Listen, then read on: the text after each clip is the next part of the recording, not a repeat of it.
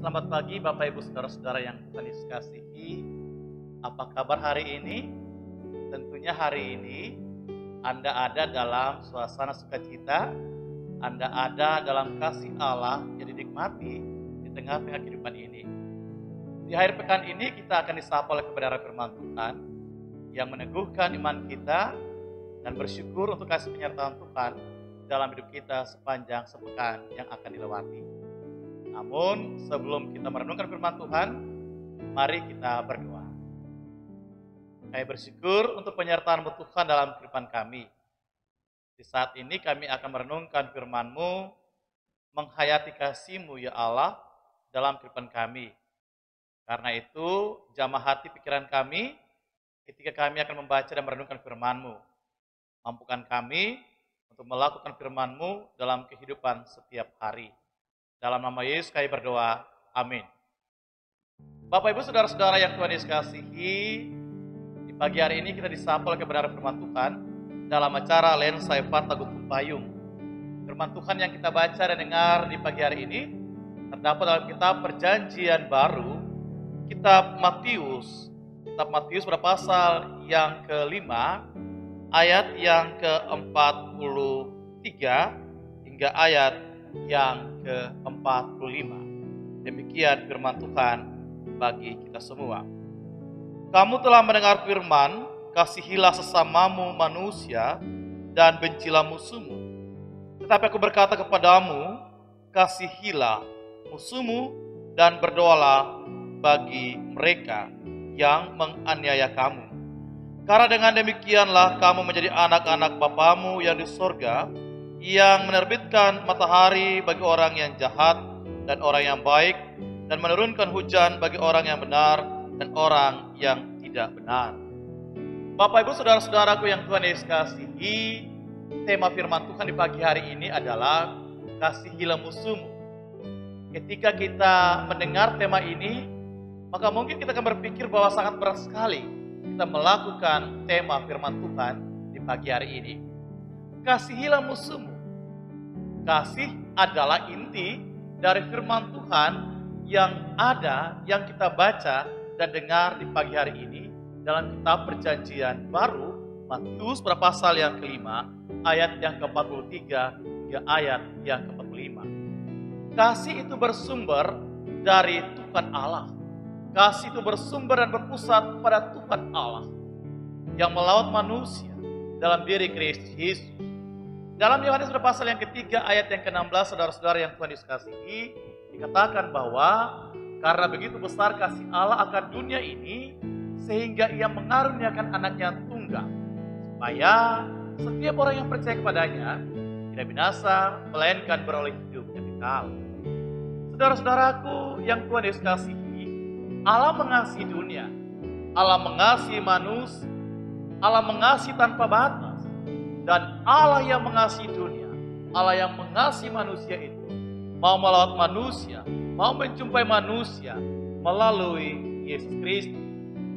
Manusia yang jatuh dalam dosa dipulihkan hidupnya melalui kasih Allah yang diwujud nyatakan dalam diri Yesus Kristus. Kasih Allah yang menyelamatkan dan memulihkan itu, saudara-saudara, mau mengatakan bahwa Allah tidak membenci manusia ataupun juga memusuhi manusia, sekalipun manusia membenci Allah, memusuhi Allah melalui tindakan nyata dalam kehidupan setiap hari. Jika Allah sedemikian mengasihi kita yang sudah sering mengecewakan Allah, maka semestinya saudara-saudara yang Tuhan Yesus kasih, kita pun harus mengasihi dalam hidup ini, bahkan juga kita mengasihi sesama, mengasihi tanpa memandang, bahkan musuh sekalipun. Dalam Matius pasal yang ke-22, ayat yang ke-37 sampai yang ke-40, dikatakan bahwa kasihilah Tuhan Allahmu dengan segenap hatimu, segenap jiwamu, dan segenap akal budimu. Dan kasihilah sesama manusia seperti dirimu sendiri. Maka saudara-saudara, makna kasih yang dimaksudkan di sini adalah mengasihi Tuhan itu dengan tulus.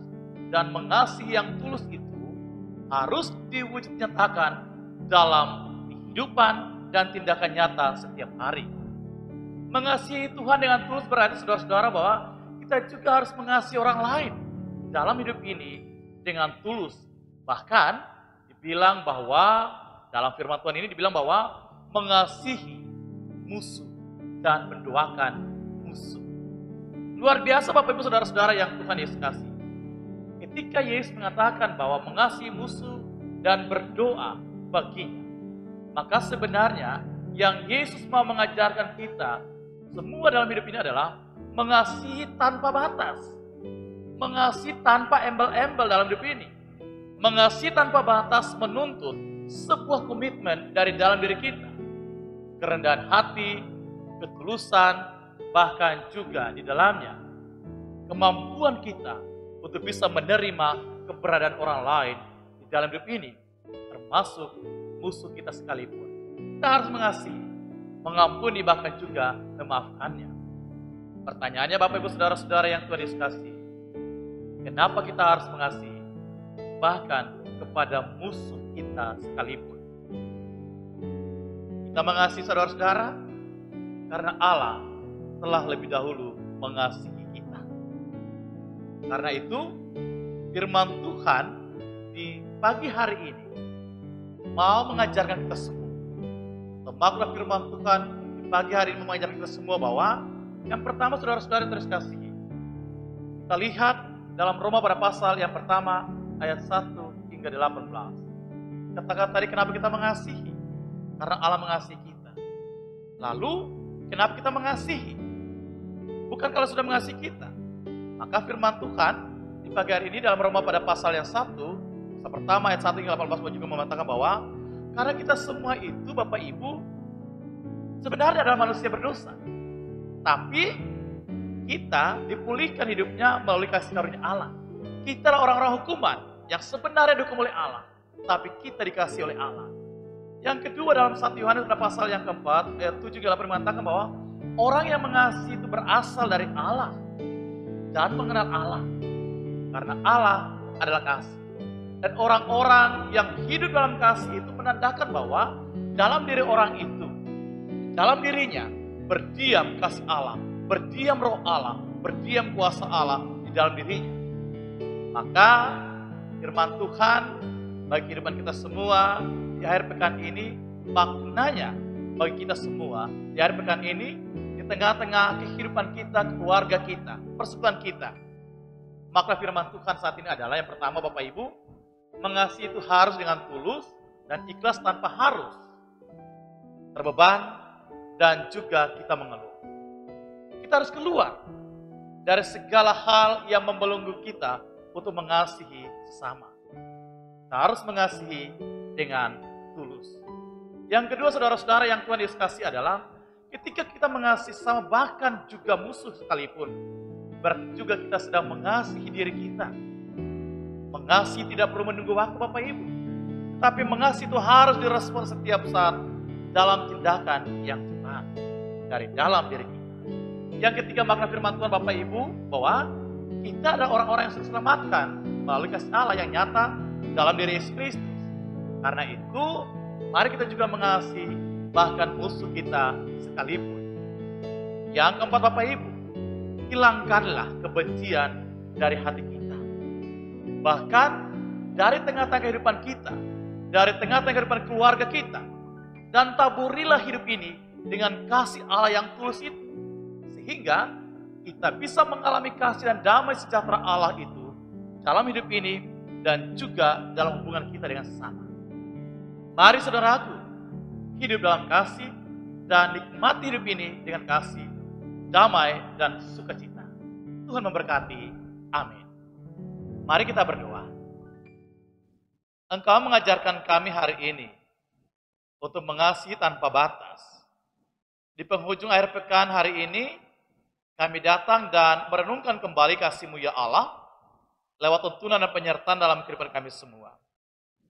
Kami menyadari bahwa mempraktikkan hidup dalam kasih itu sulit, bahkan mengasihi musuh kami. Tapi hari ini, Engkau mengajarkan kami mengasihi tanpa batas, mengasihi dengan tulus, karena Engkau telah lebih dahulu mengasihi kami. Mampukanlah kami ya Tuhan, untuk mengasihi dengan tulus seperti Engkau mengasihi kami ya Tuhan Yesus. Sehingga dunia ini, hidup kami, bahkan hidup orang lain, juga mengalami kasih dan damai sejahtera-Mu. Berkati kehidupan kami semua, di dalam nama Yesus kami berdoa. Amin.